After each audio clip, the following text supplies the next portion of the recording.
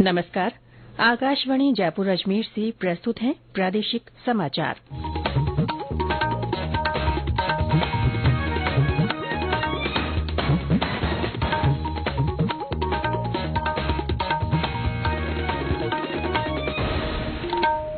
मुख्य समाचार। 3 दिवसीय अखिल भारतीय डीजीपी कॉन्फ्रेंस कल से जयपुर में। प्रधानमंत्री नरेंद्र मोदी और केंद्रीय गृह मंत्री अमित शाह भी करेंगे शिरकत। विकसित भारत संकल्प यात्रा का विभिन्न स्थानों पर हो रहा है स्वागत। शिविरों में लोग उत्साह के साथ भाग ले रहे हैं। विश्व ब्रेल दिवस आज, कई स्थानों पर कार्यक्रमों का आयोजन। और प्रदेश में सर्दी के तेवर और तीखे हुए। कई स्थानों पर शीत से अति शीत दिन तो कहीं कहीं अति घने कोहरे के हालात।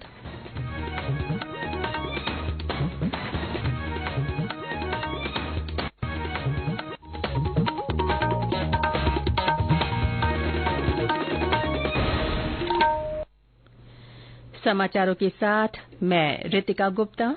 और अब समाचार विस्तार से। अखिल भारतीय डीजीपी कॉन्फ्रेंस कल से जयपुर में आयोजित होगी।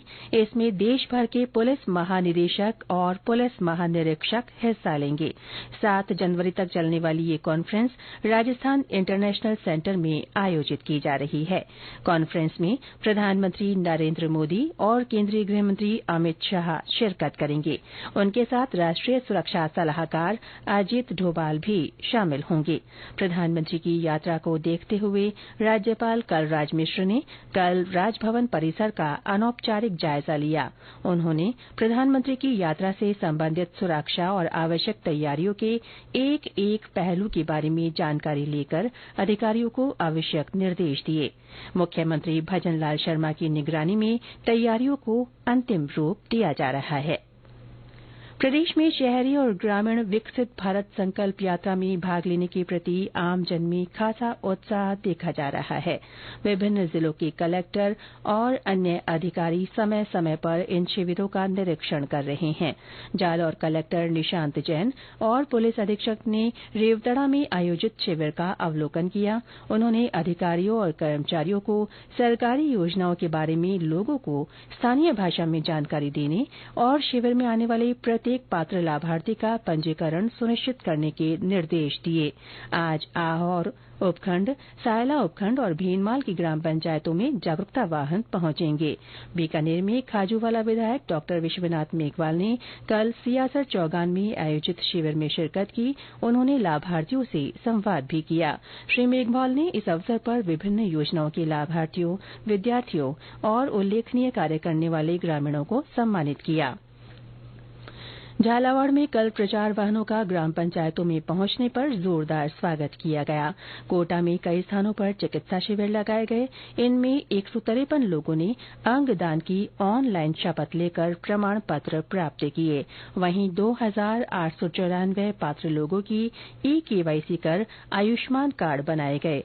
सवाईमाधोपुर की चौथ का बरवाड़ा की ग्राम पंचायत भगवतगढ़ में शिविर लगाया गया। भरतपुर से हमारे संवाददाता ने बताया कि लोग वहां लगाए जा रहे शिविरों में उत्साह के साथ भाग ले रहे हैं। भरतपुर और डीग जिले में विकसित भारत संकल्प यात्रा का ग्रामीणों द्वारा जोरदार स्वागत किया गया। इस दौरान चिकसाना में विकसित भारत संकल्प यात्रा के तहत लगाए गए शिविर का संभागीय आयुक्त सामरबल वर्मा ने निरीक्षण किया और अधिकारियों को निर्देश दिए कि कोई भी पात्र नागरिक निराश होकर नहीं लौटे। इस दौरान प्रधानमंत्री किसान सम्मान निधि योजना के पात्र लोगों के आवेदन भरवाए गए। साथ ही ड्रोन द्वारा नैनो यूरिया के छिड़काव का डेमो प्रदर्शन भी किया गया। उन्होंने केंद्र सरकार की 17 फ्लैगशिप योजनाओं सहित सभी 54 योजनाओं के लाभार्थियों के अनुभव साझा कर पोर्टल पर दर्ज करवाने के निर्देश दिए। उधर डीग जिले के बस स्टैंड पर शहरी अभियान का विधायक नौक्षम चौधरी ने निरीक्षण किया। शिव कुमार वशिष्ठ, आकाशवाणी समाचार, भरतपुर। इस बीच मुख्यमंत्री भजनलाल शर्मा आज राजसमंद के दौरे पर रहेंगे। वे रिछेड़ गांव में विकसित भारत संकल्प यात्रा के तहत आयोजित शिविर का अवलोकन करेंगे।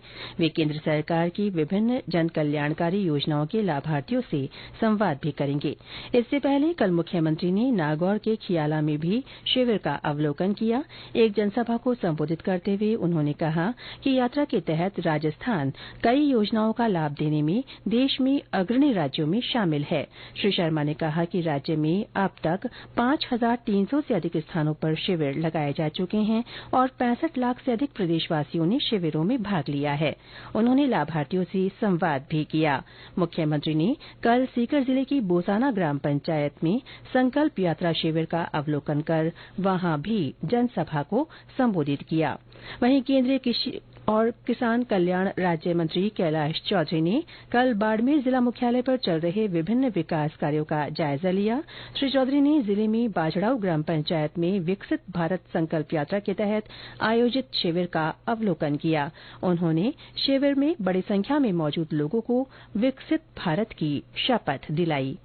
ये समाचार आकाशवाणी जयपुर अजमेर से प्रसारित किए जा रहे हैं। दुनिया भर में आज विश्व ब्रेल दिवस मनाया जा रहा है। ये दिन ब्रेल लिपि के आविष्कारक लुई ब्रेल के जन्मदिन के रूप में मनाया जाता है। लुई ब्रेल का जन्म वर्ष 1809 में फ्रांस में हुआ था। संयुक्त राष्ट्र ने शिक्षा, संचार और सामाजिक समावेश के क्षेत्र में श्री ब्रेल के योगदान को सम्मान देने के लिए हर साल 4 जनवरी को विश्व ब्रेल दिवस के रूप में मनाने का निर्णय लिया था। ब्रेल एक भाषा की बजाय एक सार्वभौमिक कोड है जो संस्कृत, अरबी, चीनी, हिब्रू, स्पेनिश सहित विभिन्न भाषाओं में लिखने और पढ़ने के उपकरण के रूप में काम करता है। इस अवसर पर दिव्यांगजन सशक्तिकरण विभाग के अंतर्गत राष्ट्रीय संस्थान और समग्र क्षेत्रीय केंद्र देश में कई कार्यक्रम आयोजित कर रहे हैं। प्रदेश में सर्दी के तेवर और तीखे हो गए हैं। कई स्थानों पर शीत से अति शीत दिन और रातें दर्ज की जा रही हैं। वहीं कई स्थानों पर घने से अति घना कोहरा छा रहा है। राजधानी जयपुर में आज सुबह से घना कोहरा छाया हुआ है। सवाईमाधोपुर जिले में कोहरे से दृश्यता कम होने के कारण यातायात प्रभावित हो रहा है। सर्द हवाओं के चलते ठिठुरन बढ़ने से लोग दिन में भी अलाव का सहारा ले रहे हैं। जालौर, चूरू और टोंक में कोहरा छाने और शीतलहर चलने से सर्दी का असर बढ़ गया है। बीकानेर में ठंड के चलते अस्पतालों में मरीजों की संख्या बढ़ गई है। सीकर सहित अन्य शेखावाटी इलाकों में कहीं कहीं अति शीतलहर की स्थिति देखी जा रही है। मौसम केंद्र जयपुर के निदेशक राधेश्याम शर्मा ने बताया कि शीत और अति शीत दिन सहित कोहरे की ये स्थिति आगामी 2-3 दिन जारी रहेगी। अगले 2-3 दिन घने कोहरे से विजिबिलिटी कहीं कहीं 200 मीटर से भी कम दर्ज की जा सकती है। इसके अलावा तापमान औसत से करीब 5 से 8 डिग्री सेल्सियस नीचे रिकॉर्ड होने की संभावना है। दिनांक 7-8 जनवरी से एक नया पश्चिम विक्षोभ सक्रिय होगा। इसके प्रभाव से 8 और 9 जनवरी को कहीं कहीं हल्की बारिश यानी मावठ होने की संभावना है। राजस्थान के अधिकांश भागों में दिन का अधिकतम तापमान औसत से 3 से 8 डिग्री सेल्सियस तक नीचे है, यानी कहीं कहीं कोल्ड डे से लेकर सीवियर कोल्ड डे की परिस्थिति बनी हुई है। शेखावाटी क्षेत्र में कहीं कहीं शीतलहर की परिस्थिति है और जोधपुर और उदयपुर संभाग को छोड़कर ज्यादातर इलाकों में घने से अति घना कोहरा भी दर्ज किया जा रहा है। कोहरे के कारण रेल, सड़क और हवाई यातायात प्रभावित हो रहा है। उत्तर पश्चिम रेलवे के मुख्य जनसंपर्क अधिकारी शशि किरण ने बताया कि सुरक्षित यात्रा के लिए रेलवे ने विशेष व्यवस्थाएं की हैं। Fog safety device loco pilot को प्रोवाइड किए हैं। ये फॉग सेफ्टी डिवाइस जो है सिग्नल की जो लोकेशन है, जो डिस्टेंस है, वो लोको पायलट को विजुअली अलार्म के रूप में बताते रहता है, विजुअली भी और अलर्ट के रूप में भी। मार्किंग करवाई है और विजिबिलिटी टेस्ट ऑब्जेक्ट लगवाए हैं।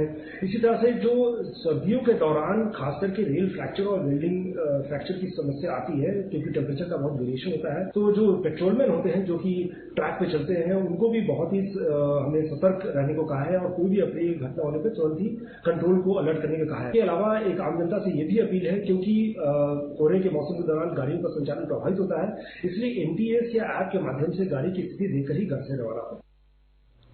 और अंत में मुख्य समाचार एक बार फिर।